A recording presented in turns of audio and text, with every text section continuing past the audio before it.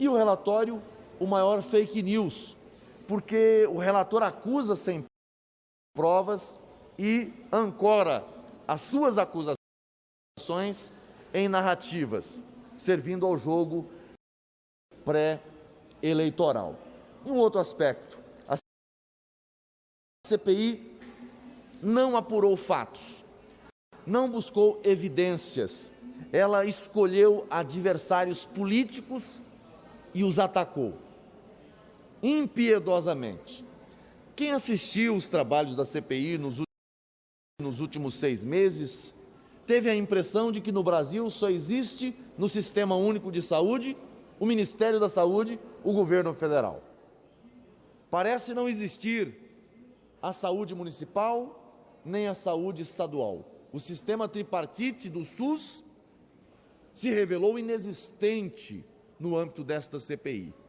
Tudo isso em razão da sanha vingadora do G7 contra o presidente da República. Então, eu lamento, a CPI presta um desserviço ao Brasil quando ela apresenta como relatório uma farsa que vai servir ao jogo político, que vai servir ao jogo eleitoral, mas que pouco contribuirá com qualquer tipo de investigação séria. Qualquer jurista comprometido com a verdade e comprometido com a técnica de investigação não tem como levar a sério o relatório apresentado por Renan Calheiros. É um relatório, repito, que representa um grande fake news processual. Senador, foram 81 nomes colocados, indiciados, no relatório, entre eles parlamentares, empresários e 2 empresas, a VTC Log e a Preciso. O que o senhor achou desses nomes que foram incluídos? O que o senhor achou desse número de pessoas dentro do relatório? O relator estava com muita tinta na caneta, mas não tinham a robustez probatória necessária para enquadrar ninguém. Ele faz acusações sem provas, ele faz ataques a quem sequer foi investigado na CPI, indicia quem não foi ouvido, acusa parlamentares, constrange colegas. Esta CPI se revelou um palco de tortura, de abuso de autoridade. Nesta CPI, ao longo desses 6 meses, bandidos foram tratados como pessoas do bem e pessoas decentes, honestas, trabalhadoras, tratadas como bandidas. Cito aqui o caso da doutora Nise Yamaguchi. Alguém pode discordar do que ela pensa como cientista, como médica? Naturalmente que pode.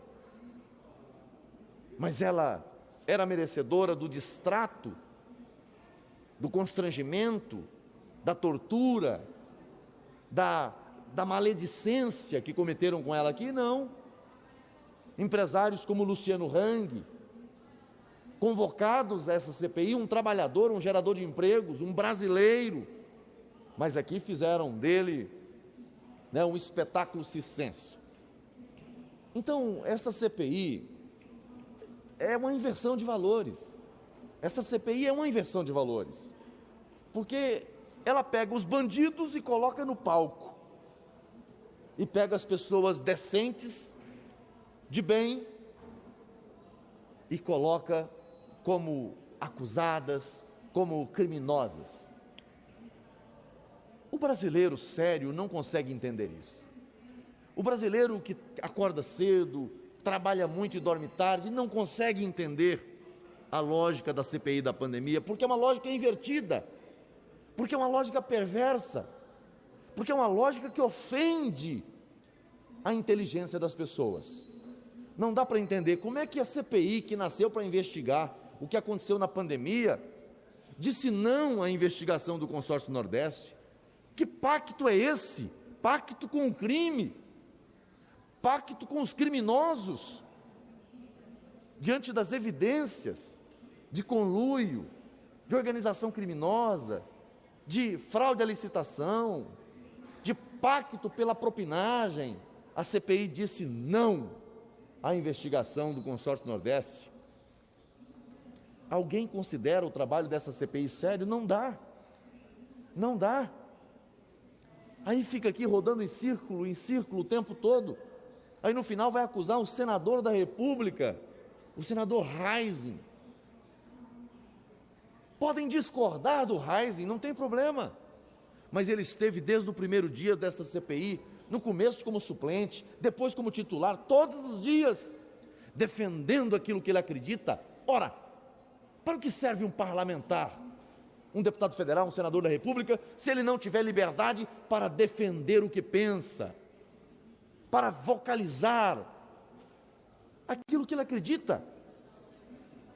Aí, nessa CPI, nós tivemos a revelação dos pais da ciência. O relator é o pai maior da ciência. E o G7 são os assistentes de pais da ciência. Ciência aqui é o que o G7 diz que é. Então, se o G7 disse, olha, não pode ter uma abordagem farmacológica no enfrentamento à pandemia, não pode. Não pode. Médico que oferece medicamento é charlatão, é curandeiro, é criminoso. O ato médico foi criminalizado nessa CPI, onde já se viu. Veja, a CPI conseguiu colocar em guerra médicos e médicos. Um médico que defende uma abordagem e o outro médico que defende outra abordagem, aqui é tratado como se fossem oponentes. Há algum consenso sobre essa questão do enfrentamento à pandemia? Não há. A ciência não tem consenso. A única constatação que temos é que há dissenso. Não há verdades absolutas em relação a isso. Então, eu chego ao final dessa CPI muito triste pelo que vi aqui. Colegas se atacando, colegas ofendendo os outros ali dentro como se fossem adversários, e tudo isso para mascarar uma investigação que não estava acontecendo. Quando atacavam, era porque queria esconder o que de fato estava acontecendo. O governador do Rio de Janeiro, caçado por corrupção, por roubalheira escancarada, aqui foi tratado como se fosse um herói nacional. Mas outros brasileiros ilustres que vieram aqui, que são trabalhadores, foram tratados como se fossem criminosos. Trouxeram aqui alguns picaretas que tentaram tirar vantagem no Ministério da Saúde. E aconteceram tentativas, mas nenhuma delas avançaram, nenhuma tentativa avançou dentro do Ministério da Saúde. O sistema de controle do Ministério da Saúde funcionou bem. Eles acusaram de corrupção, nenhum centavo de real pago a quem quer que seja em corrupção. A única corrupção paga, consagrada e com provas, a CPI não quis investigar. Foi o que aconteceu no Consórcio Nordeste, foi o que aconteceu no governo do Amazonas, foi o que aconteceu em Santa Catarina, compraram respiradores de uma loja de massagem. Corrupção era um tema que afastava o interesse da CPI quando as evidências estavam saltando aos olhos. O que restou foram narrativas. Eu apresentei um voto em separado de 230 e poucas páginas. Nesse voto em separado, eu apresento aqui as narrativas de uma CPI e os crimes não investigados. E ao final faço uma série de recomendações também em relação ao que nós acompanhamos ao longo desse tempo. Mas eu confesso, eu termino essa CPI cansado e decepcionado, porque o Senado perde uma grande oportunidade de oferecer ao Brasil um trabalho sério, dedicado, profundo, para apresentar apenas um relatório do Renan Calheiros. Essa CPI, na condução desse grupo, serviu mais de tribunal da vingança do que para investigar qualquer coisa que mostrasse ao Brasil algo minimamente sério. Lamento muito, mas esse é um final trágico e lamentável para uma CPI que deveria servir ao Brasil.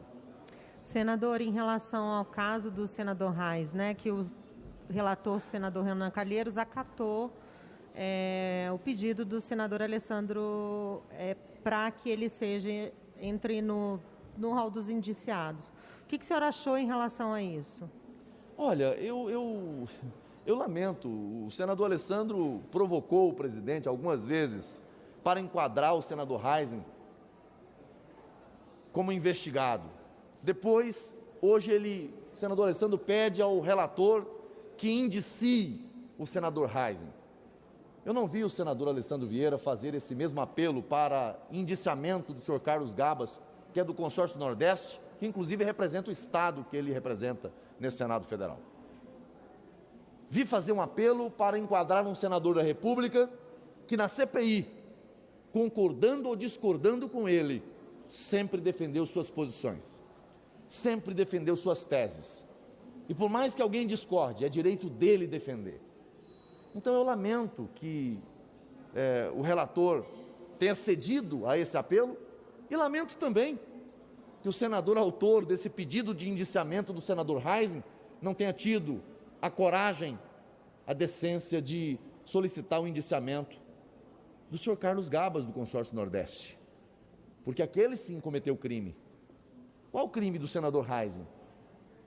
O crime de defender estudos, de defender posições que ele acredita? Eu não defendo aqui, nunca defendi medicamento A ou medicamento B, não defendo. Eu defendo a liberdade do médico para prescrever o que ele entende ser a melhor solução para o caso de cada paciente. Mas eu defendo uma coisa que, inclusive, vale para aqueles que eu tenho boa relação e vale para aqueles que, eventualmente, possa não ter uma boa relação. O direito de fala. O direito de fala é um direito constitucionalmente assegurado aos parlamentares. Se os parlamentares tiverem relativizados essa garantia constitucional que está no artigo 53 da Constituição, que é a imunidade de fala e de voto. Se o parlamentar perde isso, ele não representa mais nada. E ali vi uma combinação de aloprados. Um que pede e o outro que acata. Espero que isso seja desfeito. Se não aqui, na esfera competente, mas que não se prevaleça isso, sob pena de relativizarmos o tamanho da representação popular. O Reisen não é representante de si mesmo. Foi eleito e representa o seu estado do Rio Grande do Sul no Senado Federal. Obrigada, senador. Obrigado, gente.